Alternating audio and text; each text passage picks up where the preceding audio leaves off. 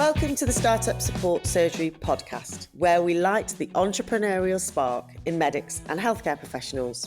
Join me, Dr. Jo Watkins, GP, business coach and co-founder of The How People, on a journey to discover where your medical know-how meets the business world. This will help you find some clarity on how to balance work, passions and family so that you can gain more freedom and control over your life, but also continue to help people, which is actually why most of us went into medicine to start with. Embarking on this entrepreneurial adventure is not easy. It is a roller coaster of emotions, but it's hugely rewarding and exciting in the process. Drawing on my 20 years of blending medicine and business as a GP, I am here to share experiences, insights and lessons. Expect lively chats, expert interviews and real-life stories from medics who have taken their own path. Let's break free from traditional healthcare norms and explore more innovative ways of making a real difference to people's health and well-being, along with paving the way for a brighter future for us as healthcare professionals. Oh, don't miss my free PDF called From Stethoscope to Startup, which is an 11-page guide in the show notes full of practical help and advice. This is your roadmap to kickstarting your journey with us. Enjoy the show.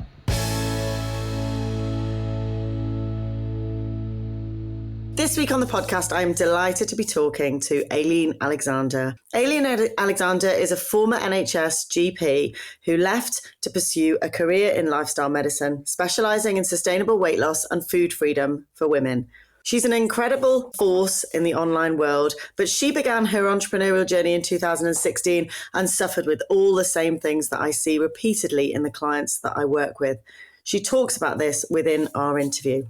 Aileen has demonstrated now that being supported by a close-knit team of 4, she can balance her career and her family life as a stepmom of 2 children, and she's actually now expecting her own child as well. She's a firm believer in work-life balance and ease over hustle, and she has got the right systems in place, the right processes and the right mindset, which she believes is how you run a successful and growing business while not working all the hours of the day. Aileen's expertise has reached a wide audience through a TEDx talk that she did in 2022, and she's subsequently been invited to write for Hello Magazine, Stylist, Prima and Fabulous. She's really grateful for any chance to share her passion for lifestyle medicine and business, and is always there to connect with people who are looking for a sustainable and different approach to health. A random fact about Aileen is that she has some crazy thumbs. She's got some hammer thumbs, which is a genetic trait. And at school, people said that she had PlayStation thumbs, which is a pretty cool thing to have. So welcome to the show, Aileen.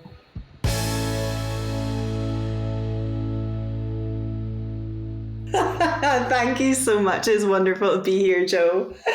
Well, I feel very privileged and honoured to have you here, and I'm very excited to have a chat with you. And I know so many of my audience and my community absolutely love you and what you do. So thanks for your time. Tell me in your own words. I've given you the introduction. We've heard the spiel. We know you from social media, many of us. So what do you do now? Who do you help and how do you help them? What do I do now? And, it's that long-winded question, isn't it? Because we've all got that elevator statement, but what do we actually do? What are we actually doing? Well, I help women look and feel their best. They come to me because weight is the challenge. That's the thing I speak to. It's the piece I market to. But ultimately, it's about the 6 pillars of lifestyle medicine. It's about looking at the bigger picture. It's about understanding sleep, stress, work-life balance, relationships at home, relationship with self. And I use a 4-pillar program called the Nourish Method to guide them through that, where they get what they want and need, which is the weight loss, but we're also optimizing health. We're also looking at longevity.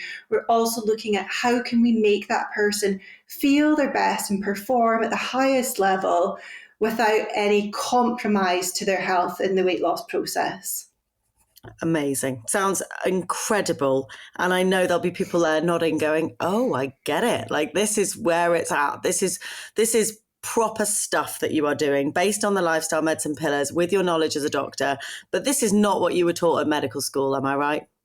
Oh, absolutely not. Absolutely not. So, like, I think the people listening to this are mostly medics or healthcare professionals, and they'll be able to empathize with the 10-minute appointments, with the systems based approach, with the here's your metformin, you're now type 2 diabetic, but you should probably lose some weight, and next year they come back heavier and the HbA1c climbs, because I feel like I just didn't have the time that I really wanted to spend with my patients and fully informing them and educating them and then supporting them.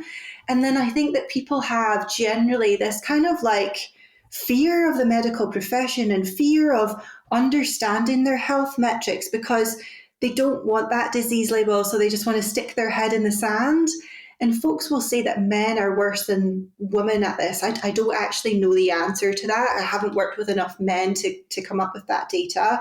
But it is one of the things that we offer as part of our program is full blood panels testing, send them home BP monitors, because the amount of folks I've picked up that are type 2 diabetic, pre-diabetic, hypertensive, and don't have symptoms is unreal.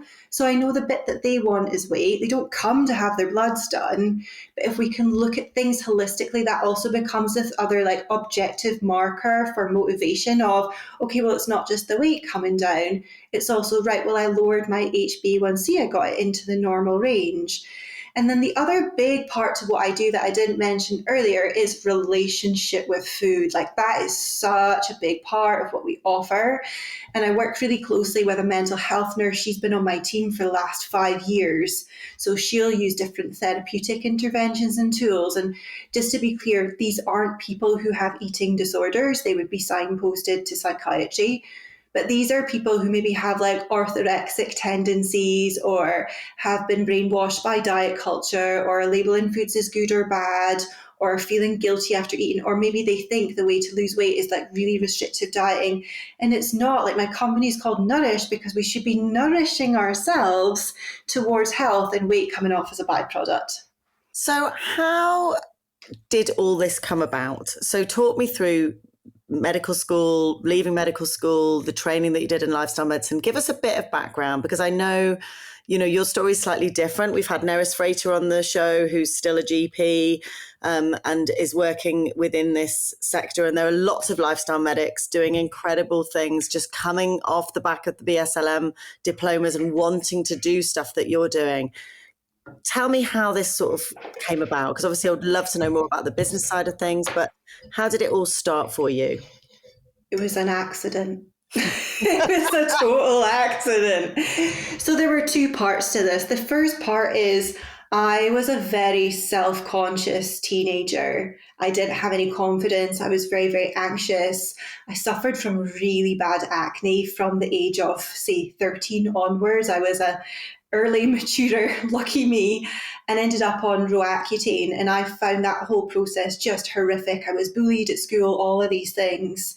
And then I got into medical school, and then there was the imposter syndrome of coming from a public school, and did I fit in, and could I do it? And, I'd used to be in high achieving, and suddenly I was thrown in with these other like absolute rock stars that just seemed to just emanate this light. And I was like, how do those people do that? And I know it's really hard to hear this story, seeing where I am now, because I've done so much work on myself to heal that. But essentially, when I graduated from uni, I thought, right, I'm going to hire a PT because I thought it would help me feel physically strong and like really like help me with my self-confidence. It wasn't that I had any body hang-ups whatsoever. And then that PT led me down this path of this like 2-day eating plan that I cycled back and forth, day one, day two, day one, day two. He would measure my body fat with calipers, praise me when it went down. And so the dysfunctional relationship with food started.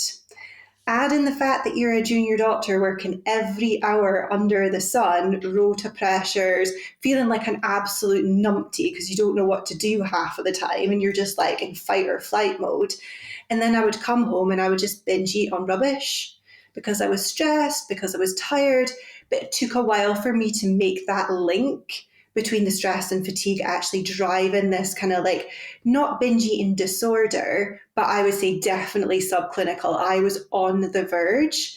And it was then when I started to realize, okay, well, if I can help myself to manage my energy better and manage the fatigue and manage the stress, maybe this eating will go away. And then I got led down this path of studying a diploma in nutrition, reading loads and loads of books, researching podcasts.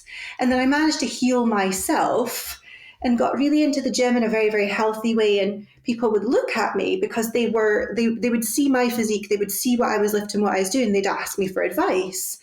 So I started helping people, like just on the side. Sorry, this is a long-winded story.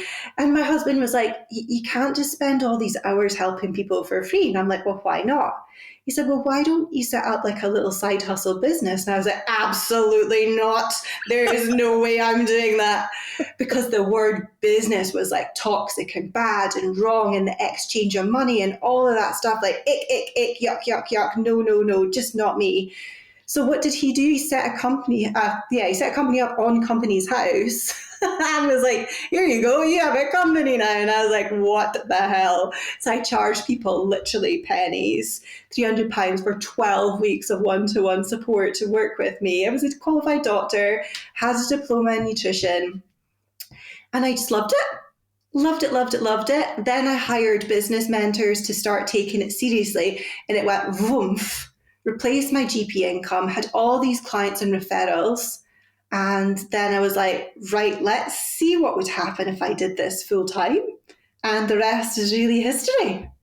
Amazing. Absolutely brilliant story. And I think you're right. People look at you now. They look at what you're doing. They look at the clients, your launches, the success that you're having. And it's easy to not see that journey. So I thank you so much for sharing that, not only your personal story as to how you did it, but that pricing discussion. Now, I actually had a session with my group this morning about pricing, and this is not something you're not on your own. We have all struggled with pricing, and I think medics particularly, we have a decent salary. We go into work, we get paid, we come home again. We're not used to charging for our time. But you have taken it sounds like you've done a lot of learning and a lot of work on your money mindset, would you say? Oh, loads and loads. And I'm still doing more work on it. Like, I don't think we're ever finished with that piece. Yeah. And that comes back to like childhood patterns. It comes back to social norms, cultural norms. It comes down to, working within the NHS, but like not even just money mindset. Like the fact, like the word leader used to freak me. Am I allowed to swear on here? Yeah. It used to freak me the fuck out. Like, honestly, I was like, ick. Remember doing my Myers-Briggs because I had coaching before I decided to leave the traditional healthcare setting of the NHS, because I needed to be sure it was the right thing, even though I could have taken a 2-year career break. It just felt like such a massive thing to do. And my Myers-Briggs said I was a leader, and I rejected it. I was like, no, I think I'm this one instead. That's wrong. Because I wasn't ready to take that spotlight and limelight because of the imposter syndrome and the pricing and the label businesswoman, again, icky, like made me feel sick in the back of my mouth. I just wanted to hide. I didn't want a business. I didn't want people to pay me. I wanted to help people, but knew I couldn't do that within the confines of being an NHS GP. Mm. So how does that term leader and businesswoman, how does that sit with you now? I love it. I absolutely love it. I see myself, and this maybe sounds egotistical, right? But I'm going to say it anyway. I see myself as being this beacon of light that shows others they can turn their own lights on. And that's not just my patients and my clients I work with. This is other people who want to set up businesses. This is other people that want to take leaps in their career. This is young girls. This is the medics that follow me on LinkedIn or have listened to some of the podcasts that I do. Like, somebody has to lead. And why not it be me? Because we want to have an authentic, warm, empathetic, natural leader rather than like someone who's frosty and hard-nosed businesswoman. Like, I had a belief that business people were like ruthless and like money hungry. So I had to recreate what my understanding was or what I wanted that to be like for me. Yeah. And I think this businesswoman persona, I think you're totally right. And I was saying to one of the groups the other day that when I first identified as a businesswoman, I went out there and found one of those like suit things, like a dress suit thing. I mean, just totally not something I would ever wear, but it was kind of what I thought a businesswoman should wear or how a businesswoman should behave. And I hope that people like you and myself and other amazing women that are out there in this business, helping people help others sector, are showing up authentically and being themselves, because that is what this is all about, really, isn't it? And we're making a new type of businesswoman who is softer, who is in touch with their emotions. They run a family. They are, trying to juggle all the balls and being really honest about that, and not showing up in a kind of way that's like, I've got this all sorted. And, I am hard, and I am, sort of, it's just this softer approach. I think that's what we're bringing to it, isn't it? Exactly that. Exactly that. And like, this did not happen overnight. Again, I'm coached up to my eyeballs on this stuff. Like, I couldn't shift these things myself. I had to have other people support me and ask the questions so I could figure out inside me, what did I really want and need? Great advice here. So running a business is not a walk in the park, as we have, talked about a little bit. It's certainly something that I think medics struggle with, is this shift into business. What have been the most difficult things, do you think, on a kind of practical level for somebody that's maybe just starting out? What were the struggles, and can you speak to some of those things for people that may be a bit further down the road? I think practically it's about knowing who you're selling to, what do you want to sell, and how are you going to get that out in front of those people? Like, they're the main things that we need to dial in before we get started. And I think we can wrap ourselves in knots with that. And that's like the practical part. But then 80% of it is the energetics behind being able to do that, because of the imposter syndrome, because of the fear of showing up, because of the fear of judgment, because of the fear backlash on social media. And we'll convince ourselves that we don't have enough time. But actually, it's got nothing to do with the time. It's that sometimes there's an unconscious part that holds us back and doesn't allow us to move forward or go to the networking event or say yes to the talk or whatever else. But I think that the practical part is just being really, really clear on, who do you want to help? How are you actually going to help them? And how will you get in front of them to show them that you can help them? Those parts are fundamental. And then the other bit I really struggled with was like the techie bit. Like, I am not techie whatsoever. And I'm very impatient as well. Medicine made me impatient. I was not impatient before being a doctor, right? So this is like been infiltrated into me. And I would just get myself wrapped in knots, over complicating things. And it just needs to be simple. You do not need overly complex software. You don't need to hire a super expensive person to set it up.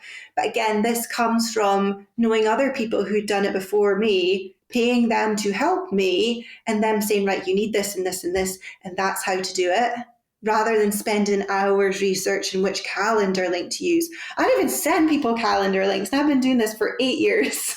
I'm just like, here are my times. Yeah. But that's because I'm a control freak and I don't like people booking in without me knowing. Yeah. So it's this balance of keeping it simple, knowing what you don't know and what you need help with. I think this is what you've described as somebody that has invested hugely in themselves, in their own personal development and in their learning. And I think that's another difficult step that people maybe shy away from initially. And I'm working with quite a lot of people that have trained to be coaches. And I think the process of training to become a coach can sometimes unearth some of this to a degree, but that can often need to have some deeper work done on it to be able to move you forward. And I think if we don't invest in ourselves and we don't look at where we're struggling to push through, so say there's barriers around money, or there's barriers around showing up, or there's imposter syndrome, or all of these things that are all very normal things to feel at times. If we don't work through them and break through them and get out the other side, then they will be a barrier that will stop us being able to make a business a success. And if we're not seeing some profit coming into the business and so the figures working, then very quickly we have to stop doing it, don't we? We either can't justify doing it instead of doing something else, or we feel like something's not working. And I really see that quite a lot with people. Can you speak to that a little bit? This concept of starting something and then it not kind of being what you thought it was going to be. Absolutely. And that is just how business rolls. It's never what we think it's going to be. Perfect example, last month, October, first 2 weeks of the month, didn't bring in any money at all. And I was starting to get a little bit twitchy, like, this is interesting. Why is there nobody reaching out? Second 2 weeks of October meant that October was the second biggest month of this year. So we just don't know what's on the other side. And what I've learned over the last 8 years is there's a huge amount of just self-belief and trust in the process, because we oscillate. The highs are so high. The lows can be so very low. But when you've been doing this for a longer time, you get more reps that you realize you can regulate it on a much tighter level. So whilst I was twitchy, I wasn't jumping up and down. I wasn't not sleeping. I wasn't worried. But isn't that so fascinating that we don't know what's on the other side? So I think the way we expect things to go is never how they actually go. And because almost all of us medics are in some way control freaks, that can be really scary, especially for anybody who was considering taking a leap of either reducing sessions as a GP or a consultant or whatever else. Or I don't know if anybody's left the NHS entirely, but that feels like a very, very scary thing to do, very risky, very financially risky. I've had comments like, oh, I wish I had a rich husband so I could just leave my job. And I'm like, hold on, that is not what's going on here. But you can fantasize over that as much as like however you justify it to yourself for staying where you are. But we have to be mindful not to project into other people's lives and make assumptions. But yeah, I think we can't control business. We have to do what we think is the right thing and take inspired action. And of course we need to take action, but we can't predict the outcomes. Like I've had launches that have totally flopped and bombed that I thought were going to go flying. I've had launches that I didn't expect to go flying and they're like off the scale. Like you just don't know. So even when you're really high and you're celebrating, you also have to ground yourself knowing that you will come past the peak and you'll start to come back down. And as time goes on, you do regulate on a tighter level. You can probably relate to this, Joe, I think, as well. 100%.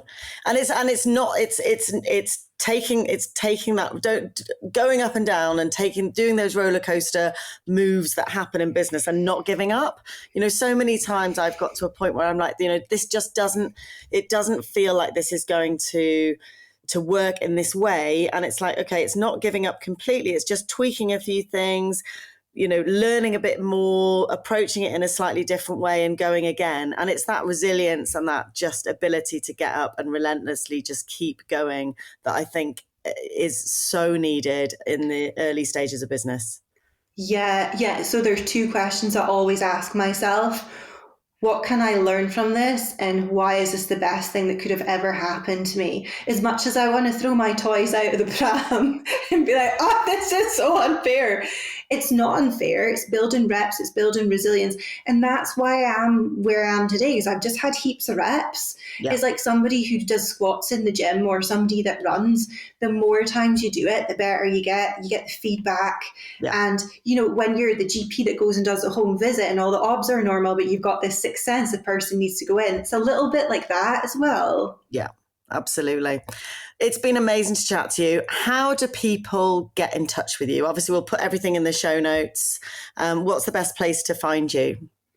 Oh, that's a really good question. I'd say probably LinkedIn. So it's just my name, Dr. Aileen Alexander, or, feel free to follow me on Instagram or reach out via email. My website is draileen.com, but it's spelled the whole word, DOCTOR, because someone had DR Aileen. Don't know what that's all about. But yeah, I'm super contactable, and it's just a joy to be able to be in this place where I'm supporting others. Like never, ever in 1,000,000 bazillion years would I think I'd be here. Because like when I first started my business, it was top secret. Like, I was terrified that people would find out I was doing this.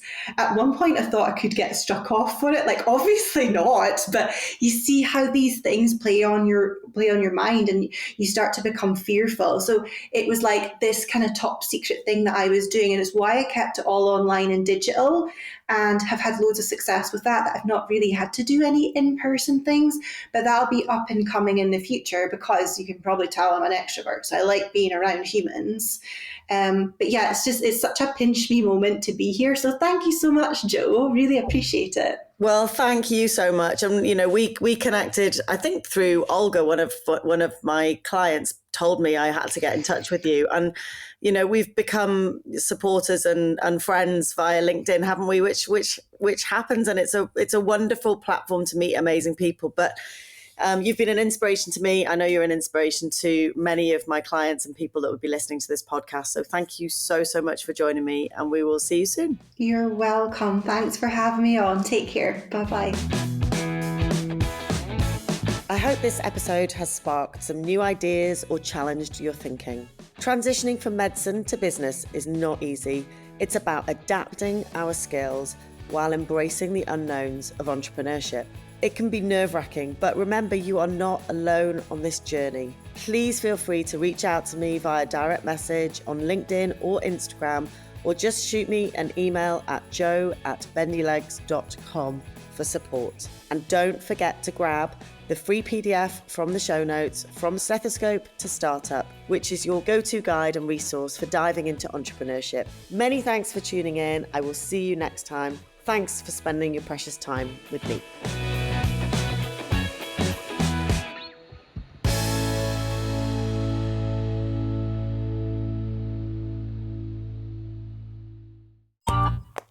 This has been a Monkey Pants Productions podcast.